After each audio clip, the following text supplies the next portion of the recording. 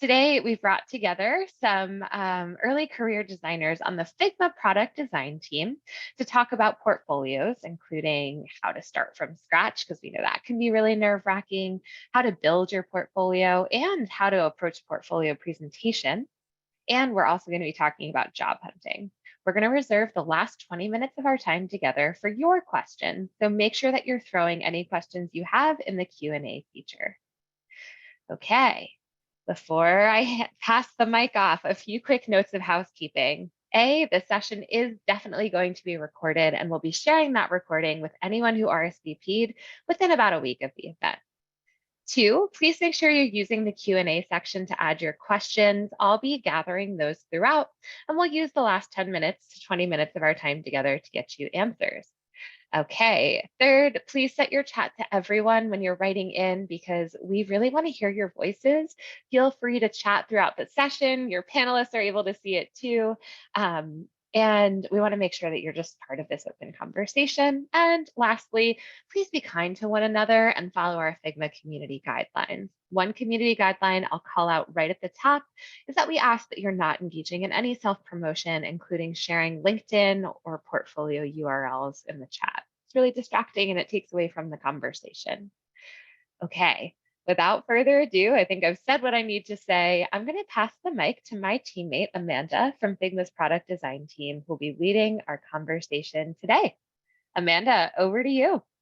Yeah, thanks for the intro. So I'm Amanda. I'm a product designer here at Figma, and I will be the moderator for today's session.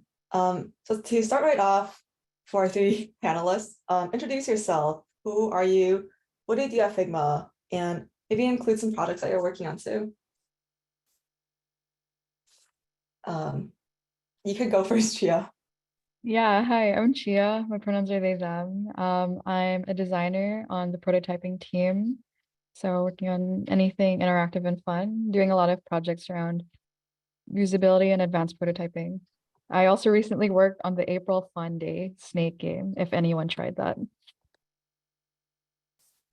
Cool. What about you, Kylie?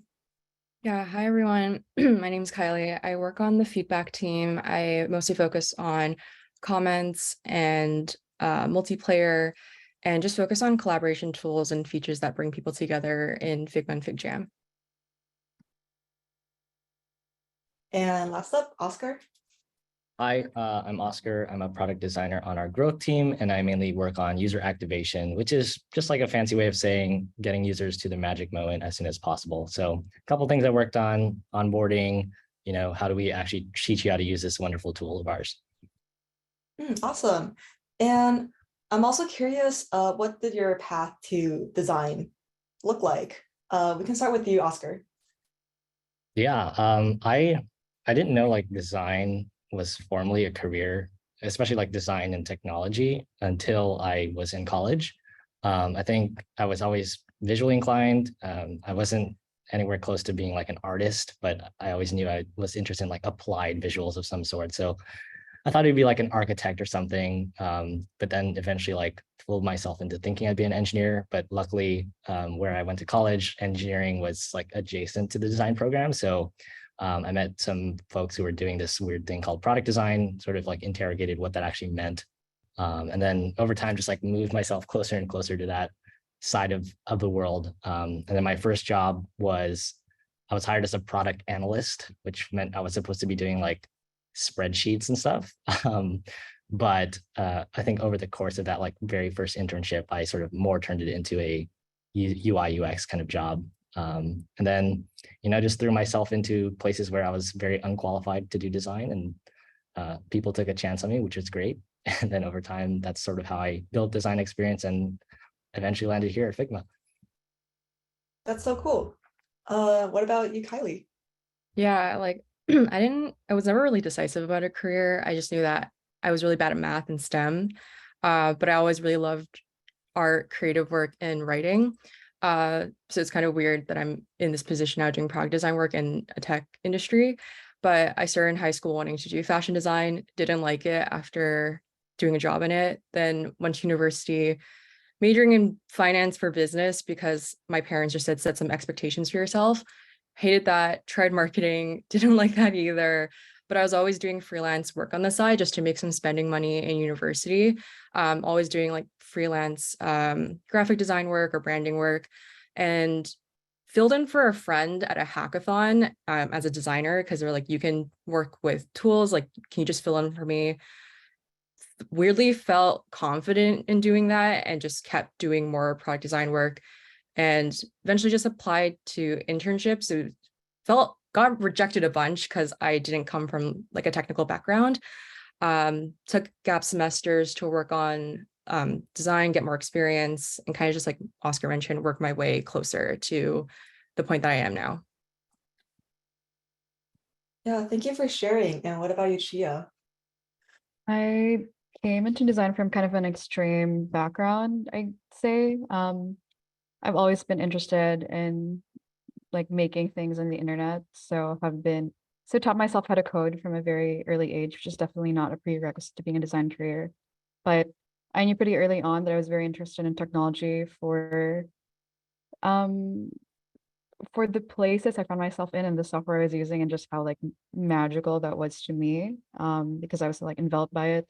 So I started interning at startups when I was in high school. I'll caveat that this is like startups in the Philippines, so the technology industry there was like very nascent. Then I went to America for college, where I studied computer science and art, both like as very theoretical things, and realized that even though I've always been developing and always have been making like creative projects and have been interested in code and design as a form of like creative expression, I thought that the most like sustainable way and the most impactful way to kind of do what I established early on was my interest in life, which is like making tools and spaces and platforms for people, would be through product design.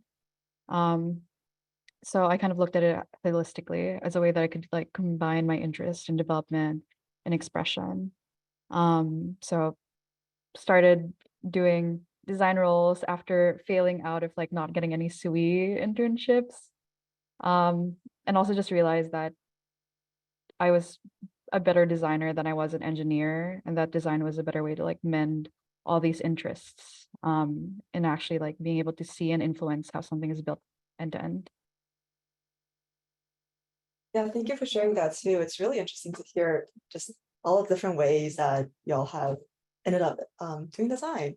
And so let's talk about before you became a product designer. So flashback to the first time, before you even started looking for full-time roles, what were you doing back then?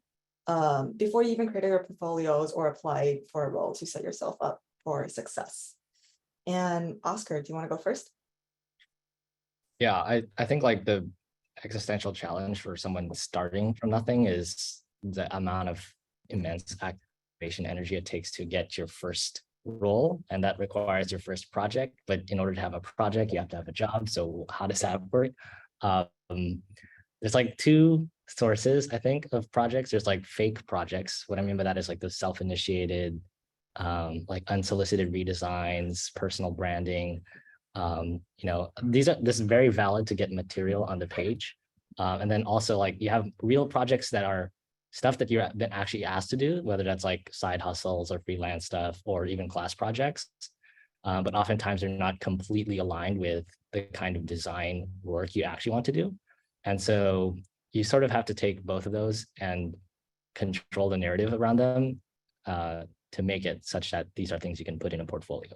So for like the fake projects, like you have complete agency over, what you're doing when you do an unsolicited redesign or brand yourself. So these are great ones to just like start exploring and like completely controlling the design project. As far as like stuff that you're doing in school or side hustles, like obviously deliver on what those people have asked you to do, but also think about how you can shape those things to represent the kind of work you eventually want to do. So like if you have this class project where you're doing more user research stuff, but you want to do visual design or brand design or UI design, like it will not be unwelcome to like also add that as an element of the project, so that when you eventually write up a case study on it, there's something that you have that had real stakes behind it. Someone asked you to do it, but you're also practicing the skills you want to do. So I think those are probably the two biggest sources of where I started when I had nothing yet. Thank you. And what about you, Kylie? Yeah, I agree that there was a lot of strategic curation I was doing about taking account of what bit of work that I'd already done. I think that a lot of me prior to building a portfolio was just having the confidence that like I worked with clients before, like whether that was doing paid work for school clubs or external clients around my university. But it was a lot of strategic curation and putting things together. So I spent a lot of time just looking at my work and figuring out like, what is my narrative? What do I offer as a designer?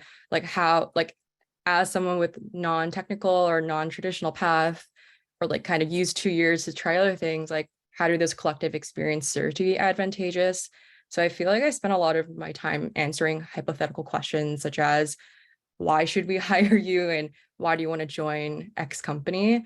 And I think framing it that way helped give me some bit of clarity and not get too far in the chaotic mess of sorting out like, what are my steps? What do I need to do? Who am I as a designer? And kind of giving yourself more clarity in like the existential part before you actually start going out for job searching and applying and building a portfolio.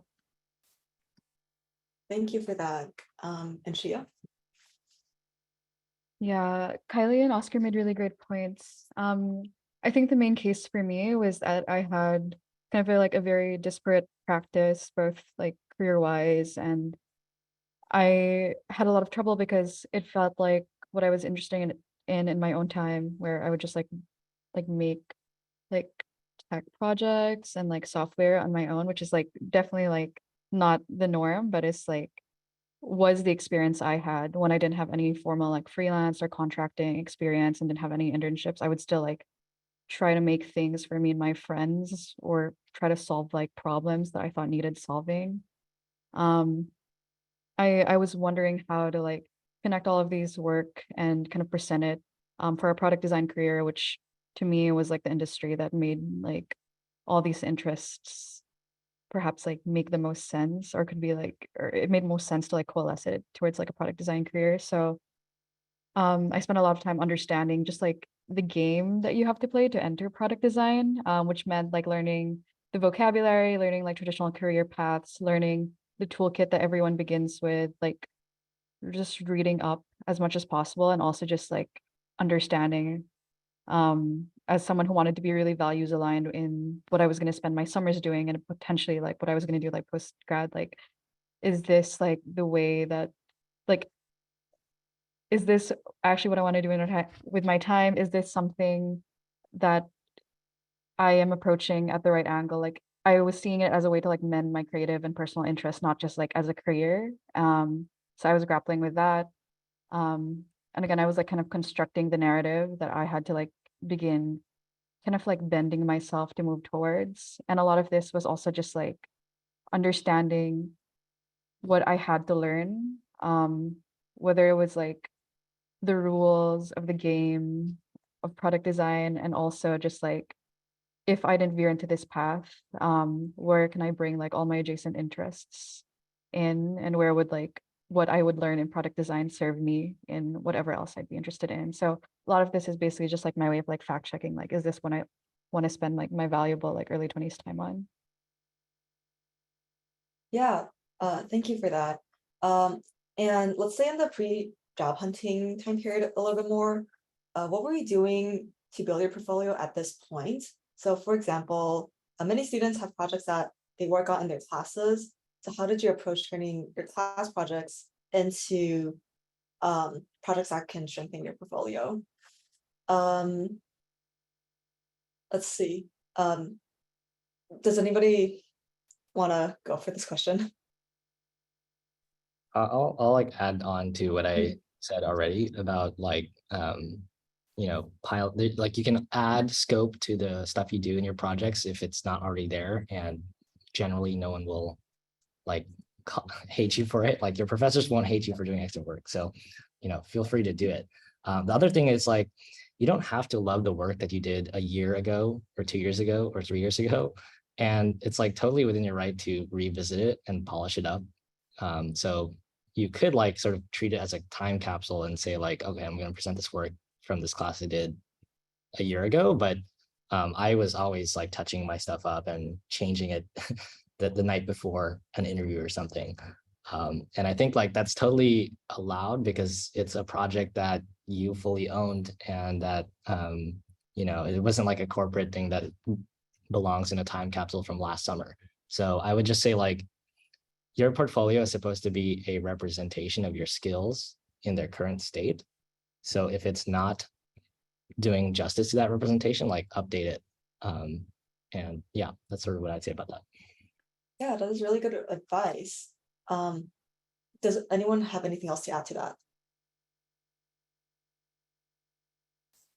Okay, I could add a go bit. ahead. Yes. Yeah, I didn't really have any like traditional design classes at school because my education was like very like theory based. So like if you said UX to my art professors, they would like be very disappointed. So it was definitely like seeking out just like projects outside of like my class environment. And it was weird because it felt like all of my time outside of class was kind of at odds with my education. But I think that's just like a matter of like the field and the school you go to. But most of the projects that I ended up putting on my portfolios were like things I worked on at like extracurricular groups or clubs. And this doesn't necessarily have to be like groups in school, but you can find like um online communities. My university definitely didn't have like a traditional design group until like I started one. So it was like joining competitions, joining kind of like hackathons that are oriented towards design that were helpful. And a lot of my work again was also just like working on like actual projects, like building like plugins or extensions or just like very small pieces of software that would help me like get an understanding of like what the end-to-end design process would look like. So just like having a bit more agency over what it looks like to build something from zero to actually distributing it was something I focused on, and is an advantage that I had as someone who could also develop and was in a community where I could find people to help develop and adopt work. Yeah, that's what I took advantage of. Yeah, thank you so much. And the last question I have about just like things you can do before job hunting. At this phase, how did you get connected to the creative design community? And what did you like to look for, such as in networking, event groups, books, extra resources, and stuff like that? Do you want to go first, Kylie? Yeah, yeah, I will say that I'm more of an introvert. I don't really love social media, but I knew that during the job search phase, I had to make some compromises. So I was trying my best to better integrate myself into the design community. I used to have Twitter and I really used it to be a fly on the wall. And I was really observing like product launches, design riffs, reading or evaluating design debates and discourse on Twitter from like design leaders or other designers at kind of like prominent companies known for like design philosophy. And it taught me a lot about like the good, the bad, and the ugly of opinionated design language and how not to sound like a jerk when you're talking or debating about design. And that was just, I think design language today is still something hard to describe and hard to articulate to others. So if you can observe it or find yourself in places where you can observe as much of it as you can, like highly recommend that. And there also wasn't a huge tech network at my school, and I didn't have a CS and Eng or design background. So I really had to do my best in reaching out to alumni who had maybe done the switch 3 to 4 years down the road. I kind of described it as having very limited darts and couldn't really just throw everything at a like target and hope that something would stick. So I chatted to those alumni who made the switches. In like a rare case where things had gone well, I really tried to nurture those relationships.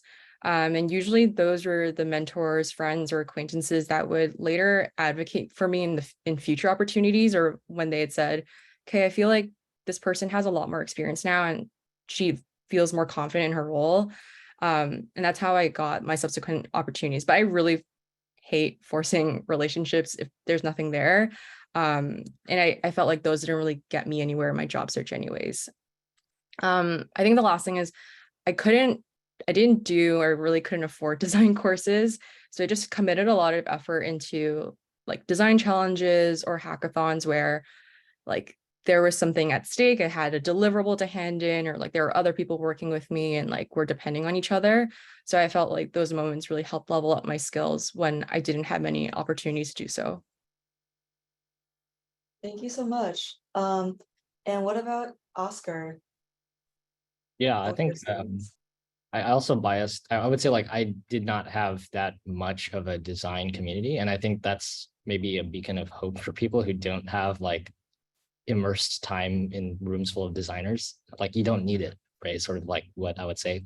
Um, for me, it was like heads down building pattern recognition of what is good design. And to me, that was like the biggest skill, and you can do that like as a solo activity. So I would like, this is my favorite resource maybe in the world for this, is under consideration, and just like reading a bunch of case studies about good visual design and building my own taste for that.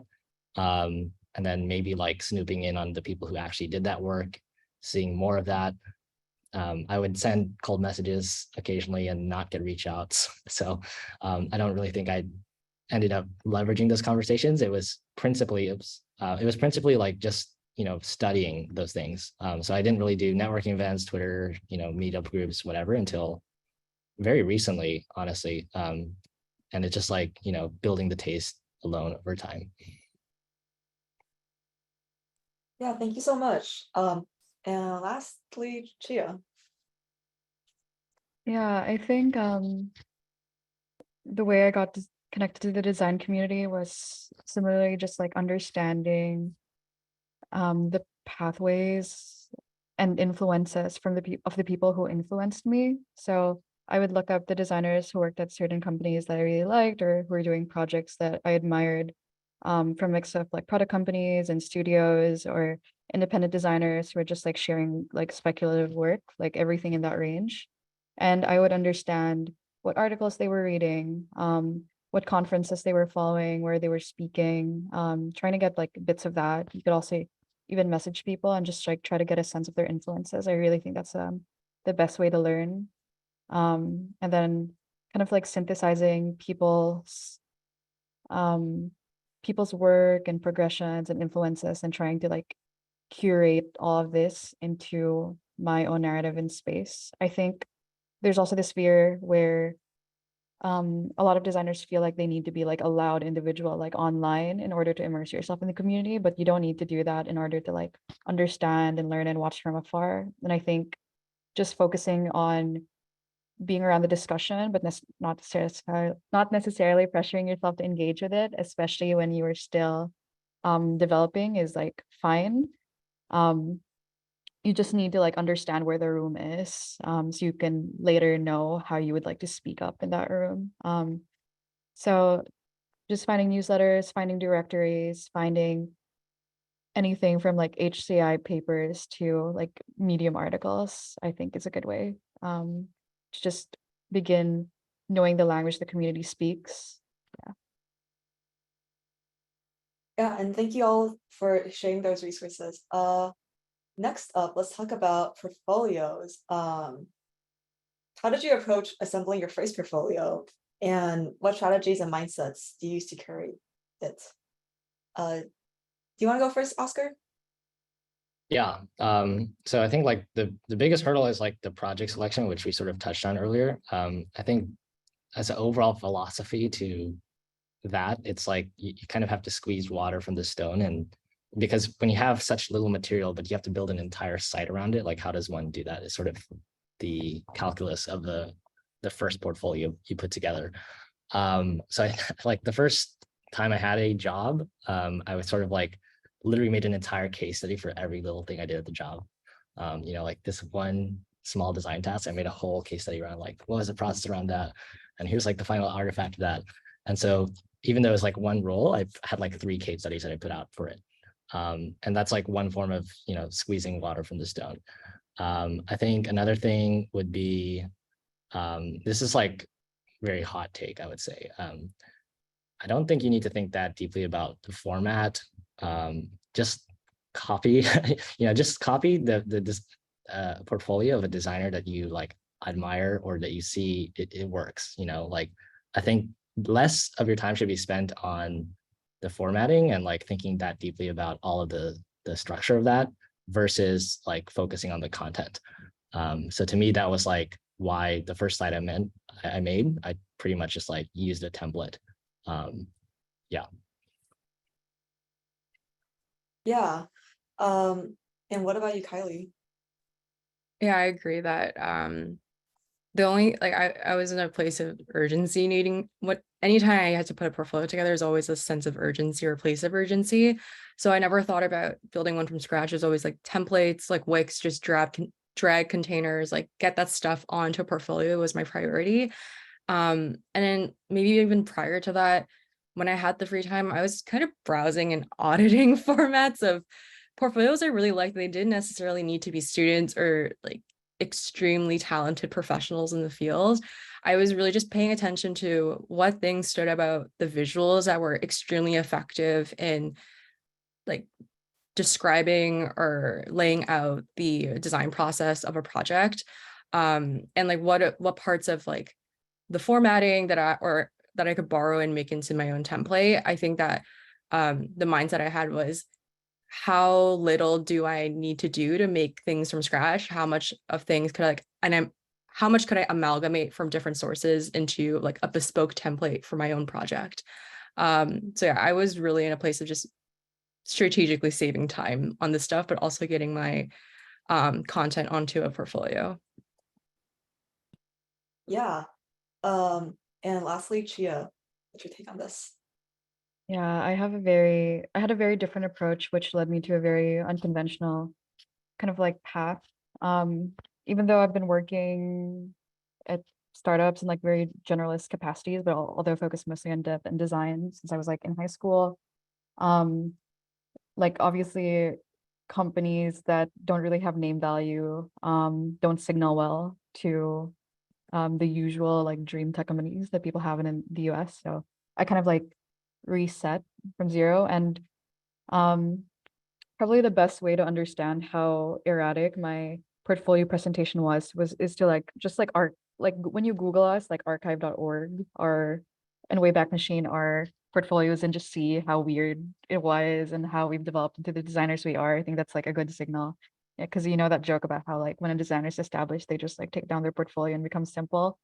Um, yeah, mine tried to be quirky because I knew I wanted to be in quirky roles, and I think I worked at like a very no-name startup when I was in my sophomore year. Then I got into a more of like formal internship at Spotify in my third year, and then I made it to Figma. And I've always presented kind of like an unconventional case study. I always showed like expertise I had in like community building. And I don't mean like Discord server community building, but that's something that's like more like operator like level work and like doing like programming and like social activations. I showed like pretty extensive development work I did, which always put me into very like specific like systems or like very like weird growth and experimental kind of positions because that's what I wanted. I was like, I would not go into product design if I didn't like have a role that suited what I wanted to do. So that's how I laid it out from the beginning. And it was very stressful and it's very hit or miss and it's like a very narrow field, but I kind of understood that that was the game.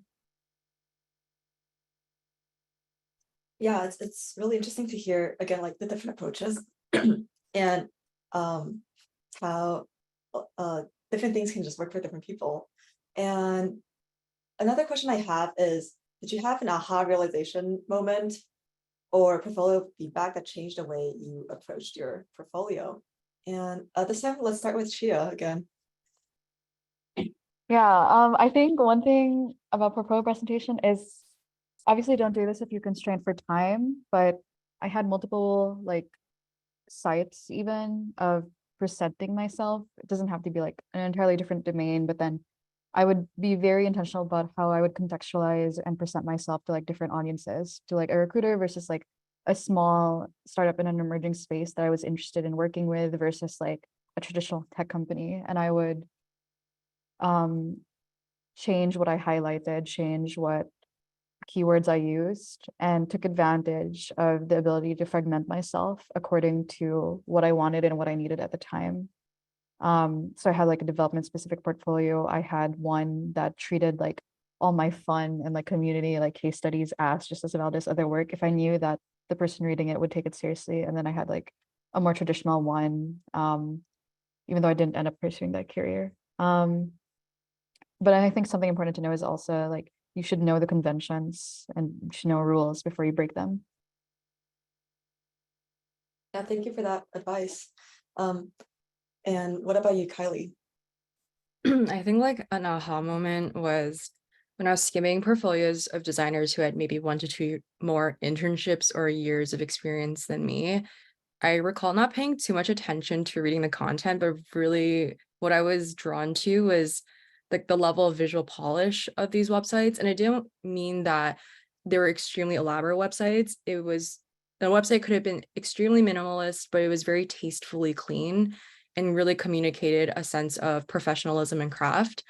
And I think I hear this a lot at work already, or like I try to apply this to my work at Figma now is whenever you can show, don't tell, like even the construction of your portfolio will communicate a lot about like how you treat your own work and how you present your own work.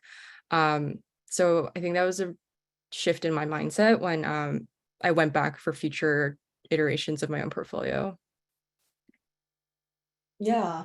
And lastly, Oscar, what is your thoughts on this?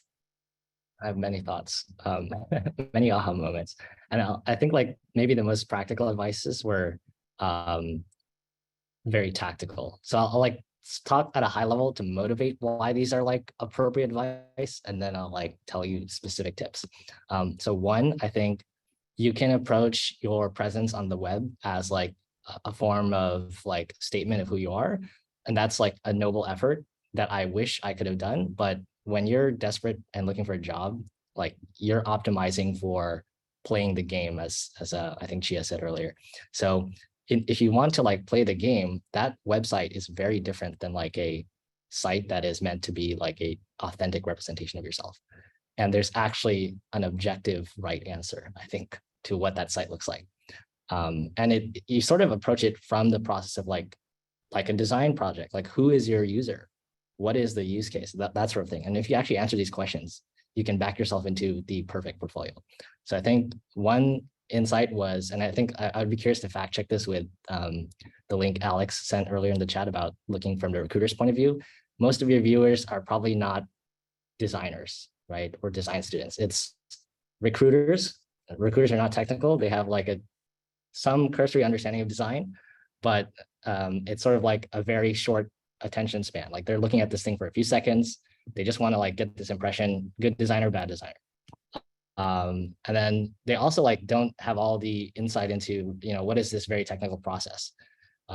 Like many of us actually, I think if you're cynical and you like sort of think about what portfolios stand out to you, it's the flashy ones. It's the ones that don't say a lot of words and just have a lot of cool images and like make that strong impression within the first 90 seconds. So I think when I think about what the correct portfolio is for job hunting, it's something that is actually not storytelling based. It just like shows you a bunch of what, not how. And then like if you happen to scroll deeper, which is a very small subset of people who actually view your site, then you will actually see a little more process, but not a ton of it. And sort of thinking about who is your audience, what is the actual context they're viewing it in. So non-technical, short attention span, and what you're trying to deliver, which is just this impression of like good design through visuals. That to me is like the highest impact thing you can do with your portfolio, because after that, when you're actually in the interview, because they were impressed, that's when you can do all the elaboration. So to me, that was like the biggest shift where, I mean, if you do the exercise that Chia did, which is like look at your web archive version of the site, like if you probably look at my web archive version of the site, there's a really long, huge pages to the case studies maybe 3 years ago. And then once I realized this, it became a lot shorter. Yeah, thank you so much. And definitely like, I feel like good visual design is like very important when you're curating your portfolio. And another question I have for y'all is, how did you get feedback on your portfolio? Oscar, do you want to start with this one again? Yeah, this is also Yes. like, maybe I'm revealing that I'm like a very growth designery person. I believe in metrics. I believe in objective truths about, does the site work or not? Now, I didn't, scientifically A/B test my website, but over the many times that I've remade my website, usually a lot of the site builders like Squarespace, for instance, but you can even add it to any, URL that you make, have some form of analytics. And I would literally look at the analytics and say, am I getting more views on my site? Or then what's the churn rate on like the pages? How long are people spending on the pages?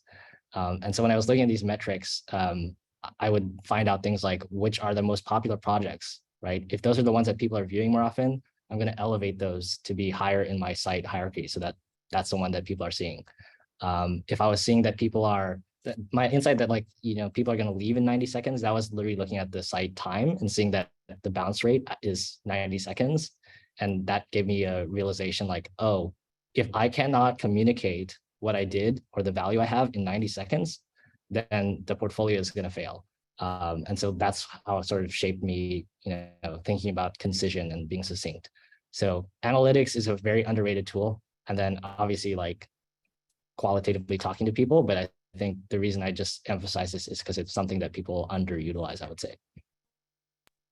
Right. And Kylie, how did you get feedback?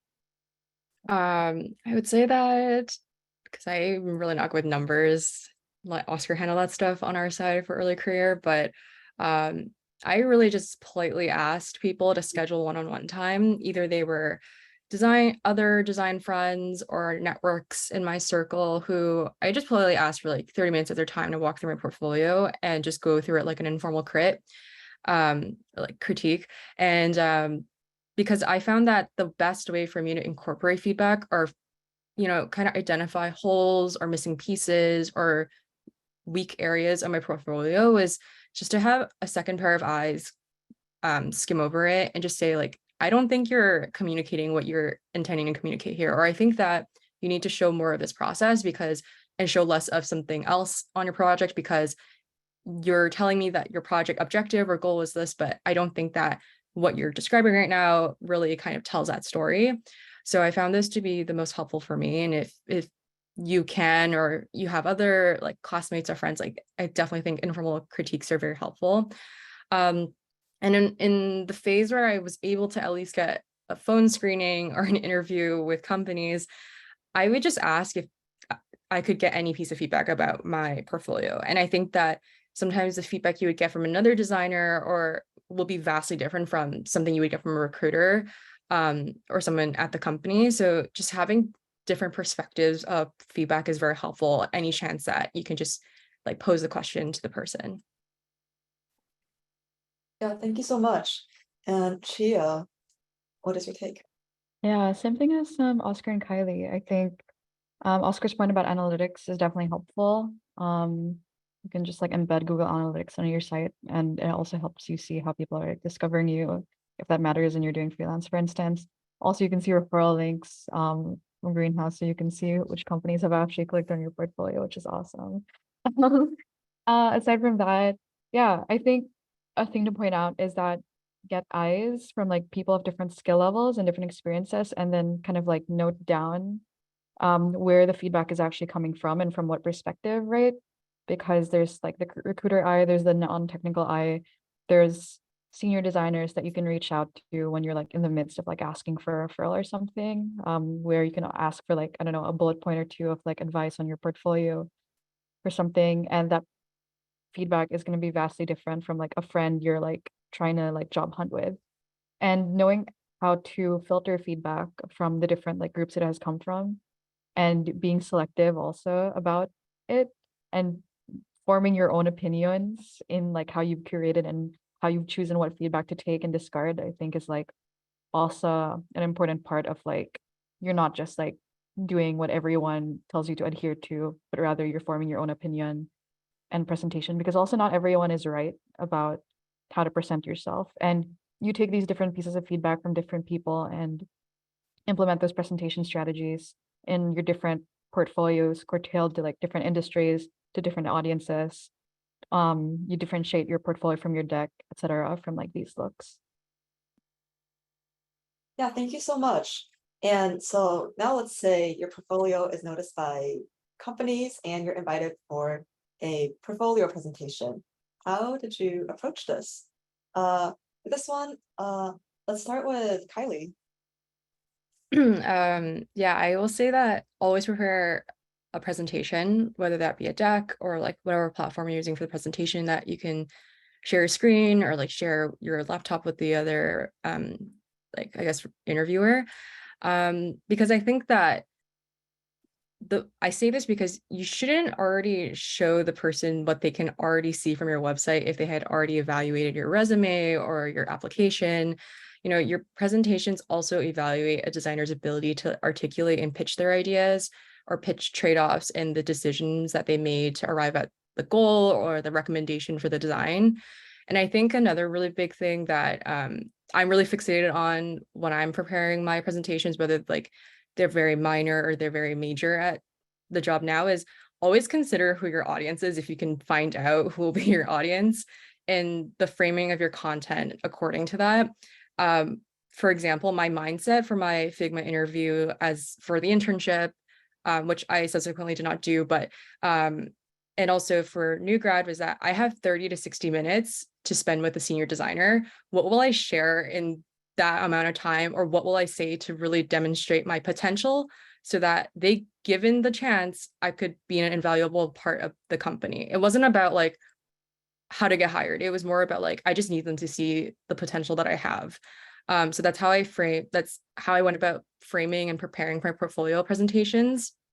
I will also say like, practice your presentations, go through mock runs, talk to yourself in the mirror. It's like, if you can get over how cringe your voice is or like how you look when you're speaking to yourself in the mirror, presenting your ideas, then it reinforces your familiarity with your own content and the confidence in yourself to deliver the ideas that you have in your presentation with your interviewer. Yeah, thank you so much for that. And Oscar, what is your take on this? 100% agree with Dex. It's sort of like an unfortunate fact that like you make a whole site and you pour your life and soul into it, but then that's also like you have to make another deck. But that's just like useful because the narrative control is better in a deck, right? Like you can control exactly what someone is seeing and hearing at that time. In a site, like, you know, someone's scrolling, it's complete free will. And then this is also like where, because decks are more inclined towards storytelling, like this more case study oriented process about like, here's why we did it, here's the steps we did it. That's so much more feasible to say in a like presentable way in a deck versus like scrolling through a site. And I would definitely advocate for doing that with, you know, the audience in mind and everything like that, like curating exactly. So like one thing is looking at who's interviewing you, and then thinking about which parts of that process you actually want to highlight to those people. Like if it's a senior designer, like they might want to see a different level of granularity than just a design manager. So yeah, decks and audience plus one of both those. Yeah, thank you so much. And lastly, Chia. Yeah, definitely the deck format. I think something to just like add on is this doesn't, like when we say deck, it maybe doesn't necessarily need to pertain to like a strict like PDF deck. Especially interviewing now, you'll be like screen sharing. And when you're doing this, you want to take narrative control by like showing interactive artifacts also. So like story tell with things that people can move around, but then like embed prototypes into your work, like do your deck on Figma. This is also how I built out everything. I pulled up HTML prototypes as well and just like walked through it. I also used the format to reveal like context selectively. Like I'd have like an appendix and I'd only bring up like certain points if it was like brought up in a Q&A portion, but then like I thought of a lot of questions and anticipated what might come, but then only brought up like what was relevant. And I think that that's the powerful thing about this form of presentation. Like whereas on a website, you're concerned about like a highlight reel that is scannable in like 90 seconds. in a deck, you have more power. You're the one who's clicking around and you can control the narrative, and you should make it so that the deck like supports all the ways of like narrative control, including like branching out potentially as necessary, and use it to show your toolkit and the artifacts you can make, and show like use that to show process, not just like shiny screenshots that might just exist on your site. Yeah, thank you. And next up, let's talk about job hunting. How did you approach job hunting and what was your strategy? Oscar, do you want to take this one first? Yeah, okay, I'll give like a spicier take, but I think it's more appropriate once you have a little bit more experience. Because I had done both approaches. Like one approach is shotgun applications, right? 100 job apps out there, apply to every single design thing you see in LinkedIn or any job portal. But you will really spread yourself thin, and you can't really attend to tailoring the application to each of those things. So once I got like, when I was applying to Figma, I literally only applied to Figma. And it's like a huge bet to make, because like, what if you don't get it? But everything in this process, what I was going to show, my deck, you know, what I was preparing for the interview was like so tailored to Figma that I think it you know, it made my portfolio or my presentation that much stronger. So I would say like, you know, it doesn't have to be just one, right? But think very deeply about which ones you actually want to work on. Like honestly, a heuristic would be like, if you wouldn't immediately love working there and be like just this specific opportunity, then don't bother applying, you know, apply to the ones that you actually love. And then you can actually do all the tailoring after that. So that includes the content of the portfolio and what you're going to say about it, but even like, you know, more networking strategies, like reaching out to specific people at that company, like recruiters or current employees. I'd say like an overall goal that is now possible once you are specifically focused on like, let's say your top 3 to 5 companies, is just getting to a real human as soon as possible. I actually had very little success on job portals, like almost never. All of the ones I've actually interviewed for, I had to like escalate in some side fashion to a real person, whether that's like cold reaching out to a recruiter or emailing, finding their email somehow and like emailing them. So like escalating it to a real human as soon as possible once you have that small selection of people. Thank you. And Chia, how did you approach job hunting? Yeah, I think like the general path that I understood is like somewhere after first and second year of college, you kind of work in like maybe a not so ideal job, like you don't need a big name internship, and then third year, that's when you get like a bigger name, which is potentially like a fan company or something, and then you get a return offer there, like apply somewhere else. I think that's like the unspoken like general pathway for design if you know that you want to get into it early, which I think I generally like followed. I also shotgun applied anywhere because I understood that also when you do this, you kind of need like work experience anywhere before like larger companies take you seriously, just because that's what recruiters are told to scan for, unfortunately. And at that stage, you probably don't have enough like networking experience, or even if you can network, like nobody really wants to invest in you enough to like push you into a role just because you still have so much to learn. So I think starting off your first job at any place you can get your foot in the door is okay. And then once that door is open, then you, as Oscar said, you can be a lot more selective. My succeeding roles, I also cold applied. I didn't get a referral to any of the jobs that I landed, but then I've started getting like opportunities outside because of like outside networking I did. So even though it's not necessarily how it landed, it's not necessarily how I landed my job, it did help outside. But yeah, I think it's just like meeting that first like prestige marker that people unfortunately need, that you then can like think a bit more consciously about where you want to work and what you want to do, because you have the experience and the time that backs up that you are like more conscious about this like desire. And thank you so much. So we have around less than 10 minutes left, so let's just go and answer some of the audience questions. One question is, did you find networking to be more valuable in landing a role or applying to a ton of different jobs, or a combination? And we have talked about this briefly, but anybody want to elaborate more here? I'd say combination. The cop out answer is like combination, but I would like justify that. So I did, like I said, I did apply to a bunch of job portals, but what is great about like, so you will probably be disappointed when you do this. However, like an advantage of doing that is your name is now in the system / there's like some prior context. So when I was, switching to this more like direct connection mindset, that was sort of like my introduction. Like, hey, remember when I applied last year? Or last year I interviewed and like didn't get the role, but like I'd love to try again. So that's how I see the combination is like having applied through the like portal is like a justification for wanting to speak more about it. So that's to me like where I see the balance. Yeah, thank you. And anybody else have something to add to that?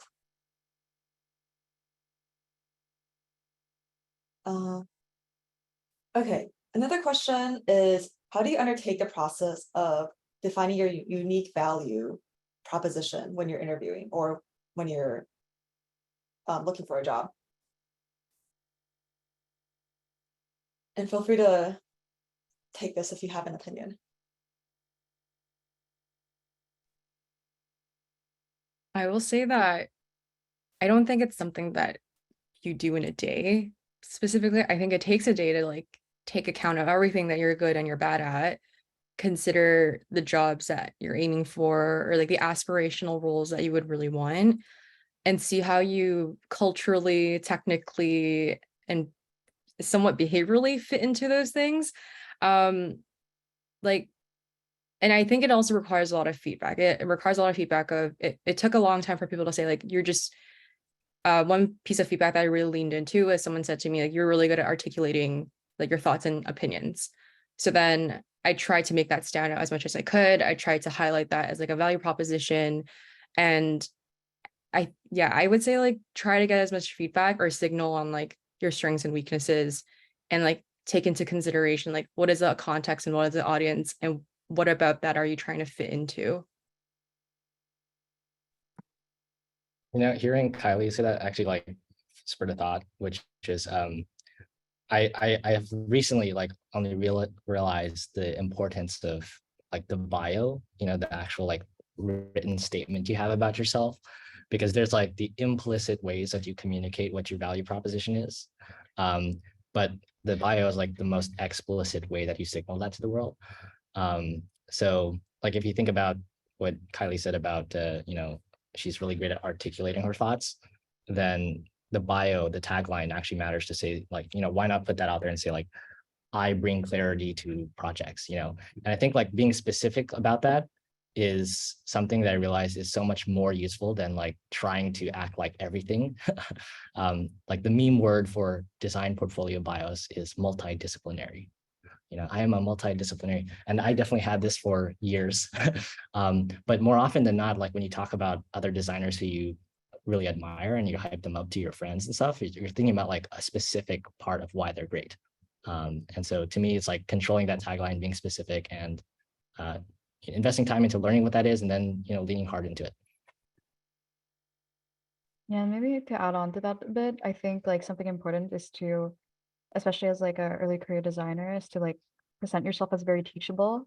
And you're going to be best teachable if you know how to direct people to teach you. And that is like forming a good opinion about like what types of projects you want to work on, what problems interest you most, what you're influenced by. So the right approach, I guess, like skill-wise is to generally be a generalist, but then you can begin like developing a spike or a specialization in like some certain like product area or in some certain like problem statement across industry. And this is going to be reflected in the work you choose to take on, the work you take on, like in terms of the internships you do or what you do in your own time, in the papers you write, like our thesis papers or like our thesis projects on my team are like discussed often because they all like gravitate around like making tooling or like game development things. And I feel like that was actually an important part of like why I got placed into where I am.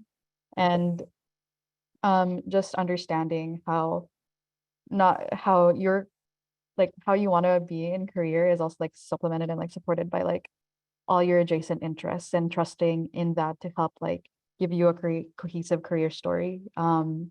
So there's many ways to do that outside of skill. So if you want to be teachable, if you want to be unique, just have a good opinion about what you want to do and how you want to get there.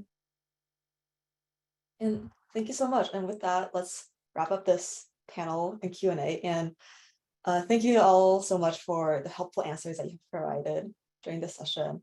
And I'll pass the mic back to Alex for closing. Thank you so much, Amanda. I am sitting here feeling really, really proud that y'all are my teammates here at Figma. And I also feel so much gratitude for you for volunteering your time today to share so many exciting insights. I think the thing that I kept thinking is it's obvious how talented and how skilled all of you are. And it was really cool to see how you each took such a different path to get where you are. It kind of makes you feel like there isn't one right answer. So thank you so much. If you can see the chat blowing up, we have lots of gratitude here. If you tuned in today and you're joining us, thank you so much. We want to invite you to the last event in the Figma Early Career Week series. Tomorrow, we're going to be doing a networking workshop. Half of that is going to be a presentation on how to sharpen your networking and personal branding skills. And then the second half is actually going to be a networking activity where you get to connect with other career and designers. So we'll definitely see you there. We can't wait. Lauren is dropping that Zoom link to register for our networking event in the chat. But otherwise, thank you so much for being here today, y'all. And again, this recording will go out to you by email in the next 2 weeks. Thank you so much. That's a wrap. We'll see you tomorrow. Bye, everyone. Bye.